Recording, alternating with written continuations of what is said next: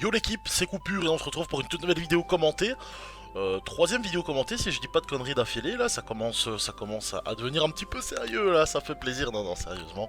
Donc voilà, troisième vidéo commentée, ça me fait franchement plaisir de revenir là, je commence à être bien prêt, que ce soit avec le Sacrieur ou avec le Xelor, à avoir quand même à peaufiner tous mes petits stuffs. Je suis un peu plus chaud, c'est bizarre, c'est un peu étrange, je suis vraiment plus chaud de reprendre avec le Xel, donc je vais essayer un petit peu peaufiner ça avec le Xel aussi, parce que c'est une classe que j'aime bien jouer, mais de rien. En fait, avec le Sacrieur, j'ai vraiment l'impression, un petit peu, je raconte un petit peu ma live avant de me concentrer sur le combat, de toute façon ça criquera, on a un peu le temps je pense. Euh, avec le Sacri, en fait, j'ai un peu cette impression de t'as une classe cheatée, donc tu dois avoir des résultats directs. Et moi, en fait, c'est un truc qui me bloque un petit peu parce que je sais que je vais être dégueulasse dès le début et j'ai peur du jugement des autres, on va dire entre guillemets. Non, sincèrement, mais c'est juste en mode, même pour moi, je me dis, t'as un Sacrieur, gros, t'es censé faire la div directement. Et c'est vraiment ça qui me bloque un petit peu à reprendre coupure, mais. Mais sinon, non, d'office qu'à un moment, je vais devoir le reprendre. C'est sûr qu'il me manque un petit peu ce bon vieux Sacrieur. En plus, il y a pas mal de cracks qui font du PVP. Là, là en l'occurrence, on le voit ici, Artemis contre Maëlys. Un très bon Sacrieur, hein, Maëlys. Vous l'avez vu à son grade. Euh, il squatte souvent en map aggro, donc c'est le gars qui est pas haut gradé pour des couilles et qui a mulé et qui est là oula, sur une map où on peut pas l'agresser comme le zap ou quoi. Non, non, le gars il porte ses balls, il est là. Donc voilà, mais non, juste pour clôturer, je suis vraiment chaud pour reprendre le Xel là. J'ai mes quelques petits stuff, etc. Manque peut-être éventuellement un canister, mais ça encore à voir. Je dois vraiment voir comment est-ce que je peux l'associer avec mes stuff existants, etc. Et alors je suis en train de regarder pour une Dragodin de Amande Emeraude, mais ça, vu les prix et vu les disponibilités surtout, ça va pas être pour aujourd'hui, ça c'est sûr et certain, parce qu'on a plus de 40 M la Dragodin de même pas niveau 100, que ce soit pour une Dragodin d'Emeraude et Rousse, pour le Sacrieur ou pour une Dragodin d'Amande et Emeraude pour le Xel. Ouais, on est à plus de 40 millions sur même pas level 100. Enfin, et même si elles étaient level 100, enfin 40 millions, c'est abusé au niveau des prix. Donc, euh, donc voilà. Franchement, sinon, quoi dire d'autre? Bah, tout roule sinon, sincèrement. La reprise se fait bien. Je suis vraiment content de reprendre. Et voilà, donc maintenant on va un petit peu se concentrer sur le combat. On voit Maëlys qui a mis son arachne majeur, bon qui l'a pas sacrifié. L'arachne majeur qui a debuff le Kra. Bon, le Kra qui va clean arachne majeur, hein, ça c'est sûr et certain, il faut pas la laisser là. Mais quoique, la Rachna elle a pas fait un si bon move que ça pour le Sacri, parce qu'elle a permis au Kra de se rapprocher vers le milieu de la map, donc de lui donner beaucoup plus de disponibilité au niveau du... Voilà, il va pouvoir tourner en rond. Mais surtout, il a permis de prendre énormément de distance avec le Sacrieur. Parce que bon, là, on l'a vu qu'il a quand même placé sa dispé, etc. Donc, il a pris, il a pris pas mal le large par rapport au Sacrieur. Mais bon, ça reste un Sacrieur avec un très bon stuff, avec pas mal de PM. Hein. Bon, là on va voir un petit peu. En plus, le Kra, donc le Sacré qui joue en 15-8, hein, donc ça c'est un assez bon stuff. Je pense qu'il est en. Il a le stuff en épénis, mais je pense que le Kra également a l'épénis. Je pense pas qu'il ait un Vulbis, sincèrement. À moins que je puisse me tromper, hein, mais le Kra qui joue en 16-7, donc le Kra qui veut la jouer clairement distance. Mais c'est un petit peu chaud de la jouer distance face à un Sacrieur avec beaucoup de PM. Et en plus de ça, les pénis qui ne donnent pas de sagesse, donc du coup, tu as moins de chances de... bon, là le Sacri a également les pénis, donc ça revient entre guillemets un petit peu kiff-kiff, mais tu as moins de chances de retirer les PM, donc je trouve ça un petit peu risqué de sa part. En plus, bon, contre un Sacrieur, en tout cas, vu que j'ai joué pas mal de temps Sacrieur, ce qui fait un peu flipper un Sacrieur, c'est un crack qui se ramène bien vénère avec une Aztèque et qui te met des grosses patates parce que du coup, toi, bah, ton but c'est de l'avoir au corps à corps, mais quand t'es au corps à corps, il te fouette. Donc du coup, enfin, ouais, t'es un peu moins chaud de l'avoir au corps à corps aussi. Donc voilà, c'est un petit peu c'est un petit peu le truc à l'envers en fait, hein. Donc t'as envie d'avoir le Kra au corps à corps parce que de loin il te met des grosses patates avec ses flèches, mais quand t'arrives au corps à corps il te met des grosses patates à la steak. Donc c'est un petit peu. Il me paie un champignon. Tac tac tac tac tac tac tac. Ouais, le jet est solide. Un PA, ouais, il est propre clairement, il est assez propre, hein. Donc voilà, c'est aussi, voilà, c'est aussi ça que je vous disais. Je regarde un petit peu pour des. Parce que des champignons PA, j'en ai pas. Étant donné qu'avec le sacrieur, j'ai pas de stuff en CS6. Je préfère, quoi qu'il arrive, garder un stuff en 7 PM minimum avec le sacrieur. Et en soi, même avec le Xel aussi. Parce que le Xel, vu qu'on peut se donner 2 PA, du coup, avec le dévouement, ben, c'est toujours bien d'avoir des PM supplémentaires de toute façon.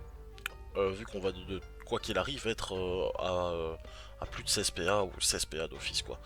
Donc là pour l'instant moi le Xel je le joue en 14-8. Quoi qu'il arrive, 14-8. Je pourrais le jouer en 15-7 également, mais je trouve que le 14-8 c'est vraiment un bon mode vu qu'on monte en 16-8 du coup. Et 8 PM avec un Xelor, c'est vraiment pas négligeable, sachant que il y a quand même bon là le sablier du Xelor, si je dis pas de bêtises, qui doit se lancer en ligne, et donc c'est toujours intéressant d'avoir des PM pour bien se placer, pour pouvoir le faire, vu que c'est un sort qui est assez important pour pouvoir retirer des PA. Donc là on voit le sacrieur, bon le crack qui a pris pas mal de dégâts avec les sorts à distance du sacri, c'est les sorts boomerang perfide et le marteau de Moon. Là le sacrieur qui a une belle zone pour attirer, enfin une belle zone, qui peut transpo sa cawotte, avoir une belle zone pour attirer. Je pense pas qu'il est de corps à corps, donc à mon avis ça va châtiment vite à l'est. Ouais, donc voilà, il a clairement pas de corps à corps, hein, c'est ça que je disais. Donc là le Sacri qui joue avec qui joue du coup en épénis et il va ouf ouais, les absorptions. Et donc c'était le stuff, si ceux qui sont là depuis pas mal de temps, c'est un stuff que j'expliquais que j'ai également en fait. La règle crit qui ne passe pas malheureusement, et le chauffeur qui a donné les PA au passage, donc là le Sacri qui va être bien refait au niveau des PA, mais c'est un stuff que j'expliquais dans une de mes vidéos. Je présentais un stuff, c'est le stuff anti-cra en fait. C'est un stuff qui consiste à mettre les pénis pour avoir quoi qu'il arrive PAPM sur son corps à corps. Enfin, PAPM quand on l'a en exo bien évidemment. Et en fait, c'est vraiment un stuff intéressant parce qu'en fait, on ne va pas taper au corps à corps. Alors, c'est tout à fait possible de taper au corps à corps avec les pénis, ça c'est sûr et certain. On va pas faire de très très gros dégâts. Mais du coup, c'est un stuff qui se base énormément sur les sorts du sacrieur. Mais comme il y a énormément de sorts du sacrieur, en tout cas les deux sorts les plus importants, là je pense qu'il va taper sa meilleure disso pour se régène. Mais voilà, les sorts les plus intéressants c'est absorption et dissolution. Après il y a assaut également, mais voilà.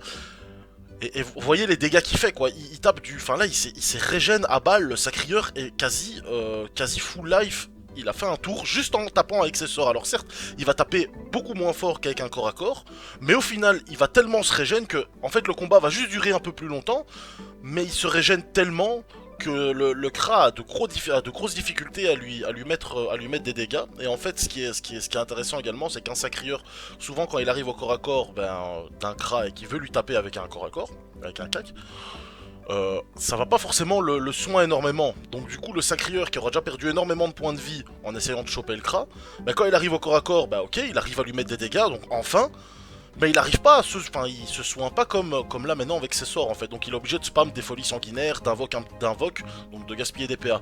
Que là le sacri, pour ce soin, il est pas obligé de gaspiller énormément de PA, invoquer et à taper ses folies sanguinaires.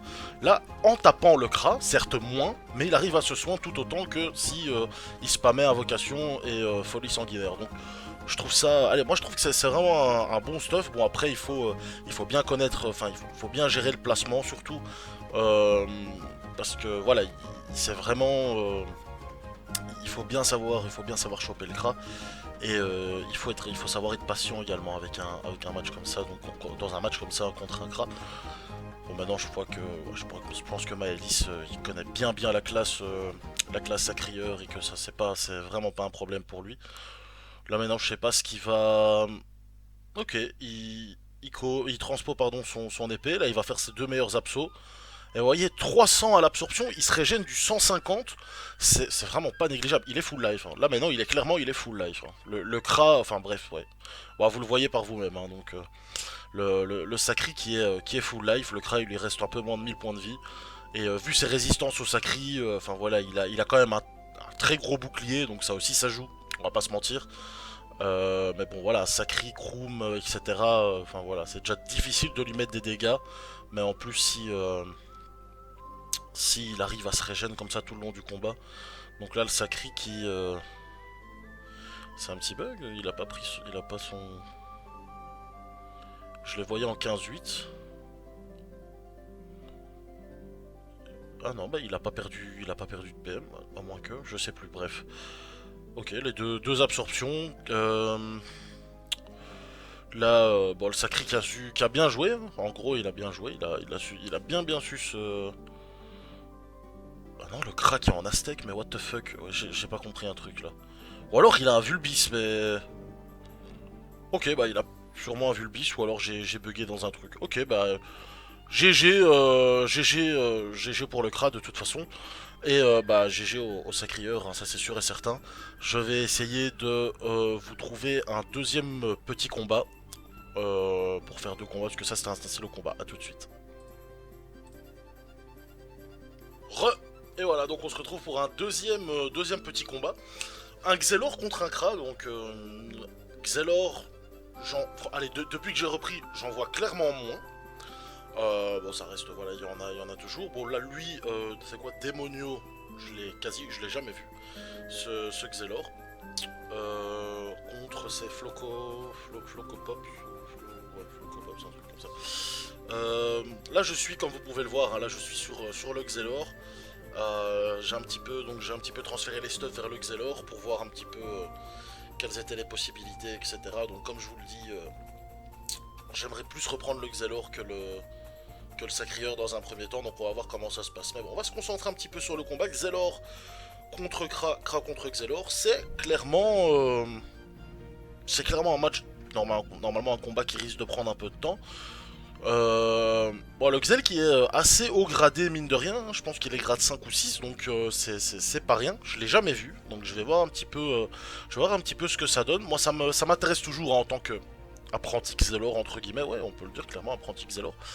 Ça me permet de voir un petit peu, en regardant des combats Xelor contre Kra, Xelor contre n'importe quelle classe, de voir un petit peu le match-up et de voir un petit peu comment il le joue. Et de me dire, ok, bah là il a bien joué, ok, c'est des trucs, enfin il faudrait faire ci ou ça. Donc il faudrait voir. Donc là le Xel que je vois en 16-8, donc il jouait en 14-8 de base, donc un petit peu comme moi je le joue. On va voir maintenant qu'est-ce qu'il va faire. Ok, il décide de claquer sa TP directement. Donc la TP normalement on en a une seule sur tout le combat. Vu que le délai de relance est assez... Aïe aïe aïe aïe aïe, l'échec critique au corps à corps.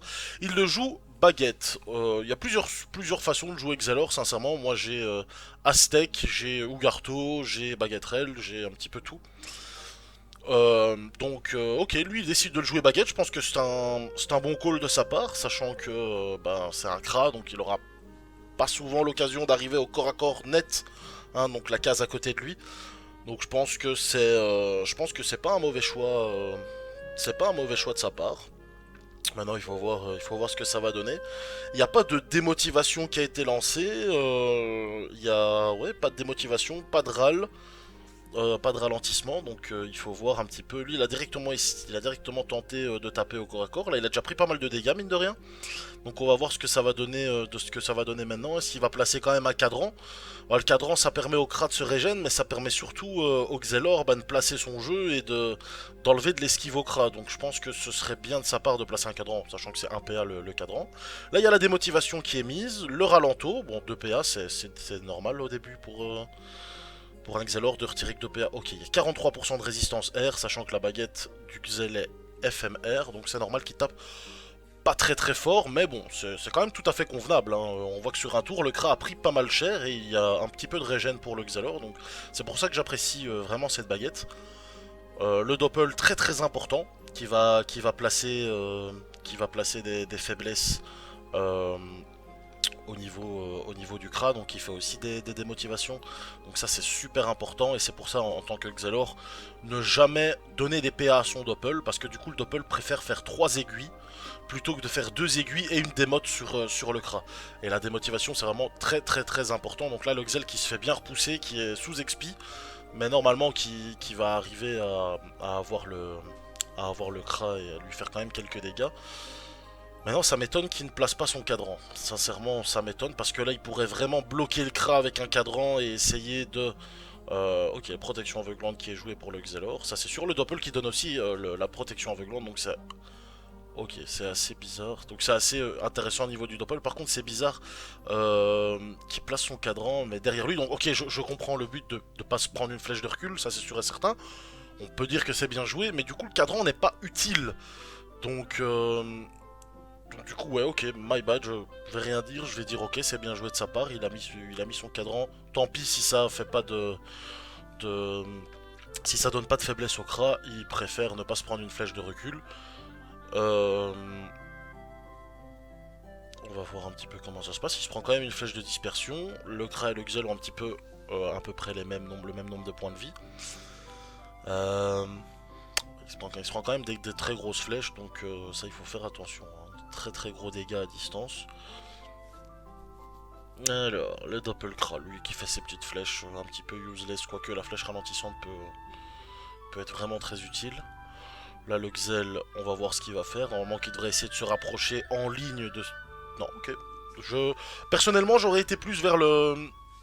vers le bord de la map pour ne pas savoir me faire repousser. Et en plus de ça, pour avoir la... Ok, il tente des... C'est un peu bizarre, parce que là, il pouvait faire des fuites et essayer de se rapprocher un maximum pour donner soit des coups de corps à corps, soit... Enfin, là, il préfère faire des poussières temporelles. Le crack, il n'est qu'à 10 PA, donc au final, pour l'instant, bah, le crack, il va pas savoir faire allez, grand chose. Quoique, avec 10 PA, il sait quand même faire... il sait quand même faire du sale, hein, Kra avec 10 PA. Mais le Xel, je l'aurais vu se rapprocher un peu plus, donc on va voir ce que ça donne. Là, le Kra qui fuit tout simplement... basique pour de la part d'un Kra. Là, le Xel qui peut de toute façon maintenant faire ses fuites et se rapprocher un maximum. Il peut se rapprocher. On va voir ce qu'il va faire. Je suis vraiment attentif au déplacement et au move du Xelor. Qui est des fuites. Et il la joue poussière temporelle, sachant que c'est 4 ou 5 PA, donc c'est pas un petit sort. Mais je comprends pas pourquoi tenter des poussières temporelles et pas essayer de se rapprocher, sincèrement. Parce que poussière temporelle, il a fait 60 dégâts, il a retiré un PA, c'est bien. Et là, le Kra, il a rien senti, quoi. Sur son tour, le Kra, il a perdu 60 points de vie et un PA, voilà. C'est pas super, je trouve. Enfin, moi, personnellement, j'aurais essayé plus de me rapprocher en évitant de rester en ligne, parce que là, du coup, là, il est un peu... Enfin, il est en ligne. Le Kra qui va tenter l'arachne majeure, elle sort. Forcément, en tant que Kra, toujours essayer de tenter une arachne majeure, ou en tant que n'importe quelle classe, hein, toujours essayer de tenter une arachne majeure quand le Xel est sous momification, parce que ça réduit énormément les dommages. Regardez, là, le Kra qui se tape lui-même, en fait, hein, en faisant ça. Et l'arachne majeure qui va pousser le Xelor encore beaucoup plus loin. Ah non. L'échec critique, ok, bon bah le Xelor qui du coup va pouvoir un petit peu se rapprocher normalement, qui va pouvoir tenter un petit peu de râle. Moi je cleanerai quand même l'arachne majeure, hein, pour éviter de me prendre le debuff tous les tours. Il lâche son contre, il lâche son dévouement. Ok. Et faites gaffe, il a plus que 11 PA. Maîtrise de la baguette, je pense qu'il va clean l'arachne, hein, quand même. Et aiguille chercheuse, qu'est-ce qu'il fout? Là j'ai pas compris, là je comprends pas. Là c'est à mon avis c'est un fail de sa part. C'est pas possible. Il a pas clean l'arachne. Mais tout ce que tu t'es boost ça sert à rien du coup. Je comprends pas. Parce que là du coup on est bien d'accord que tous ces boosts vont partir à la poubelle, on est d'accord, hein. Donc là il s'est fait contre, il s'est fait dévouement et il a fait sa maîtrise. Et il va se faire debuff et en plus de ça il va se faire repousser. Ça je pense que c'est un fail de sa part. Ça je pense que c'est un fail de sa part. Il aurait dû clean l'arachne. Ouais, et là par contre du coup le crack qui va pouvoir prendre un bel avantage là à mon avis. Ouais, voilà je pense que c'est un fail de sa part. Parce que bon là Si tu te full boost, tu clean l'arachne, quitte à passer tout ton tour sur l'arachne, c'est pas grave, mais après essayer de te cacher et essayer de revenir au niveau du crâne. Mais là du coup, il va se faire des buffs en fait. Hein. Je sais pas s'il sait, enfin, il est quand même haut gradé, et je pense qu'il doit le savoir que l'arachne, à moins qu'il se fasse muler et qu'il y connaisse rien au PVP, mais ça m'étonnerait quand même, un minimum. Tu sais que l'arachne elle débuff tous les tours quoi. Non, c'est un peu chelou là, le tour du Xel, je pense qu'il a quand même fail. Et là, ouais, l'arachne qui va pousser le Xelor, ah, allez hop, l'autre bout de la map, ouais, là le Xel qui est un petit peu en PLS, hein, on va pas se mentir. Ouais, je pense que là le Kra, bon, il a pas quasi win, mais il a quand même pris un sérieux avantage. L'avantage de points de vie et l'avantage de la distance. Là, le Xel qui va rien savoir faire. Normalement, il est encore sous œil de taupe. Ouais. Ouais, bon. Là, il la clean, donc ouais, c'est ce qu'il aurait dû faire avant en fait. Hein. Je comprends pas le move des deux aiguilles chercheuses, sincèrement. Mais bon, on va voir comment est-ce qu'il va. Il va peut-être réussir à revenir dans le combat, on n'en sait rien. Là, il a encore 6 PA, il va peut-être se rapprocher, voilà, vers le milieu de la map. C'est pas mal joué de sa part là. Ok. Une aiguille chercheuse. 63 dégâts, ok. Le Doppelxelor qui continue à mettre des démotes, hein. Comme je vous l'ai dit, ça c'est vraiment un superbe avantage que ce Doppel mette des démotivations. On voit le Kra est plus qu'à 70% d'esquive PA, donc sans que le Xelor l'ait mis, hein. Ça fait je pense 3-4 tours que le Xelor a plus mis de démotes sur le Kra. Par contre, ouais, là le Kra qui met des gros tours, je pense que c'est terminé. Hein. Je pense que c'est terminé, hein. Là le Kra qui va savoir terminer le Xel.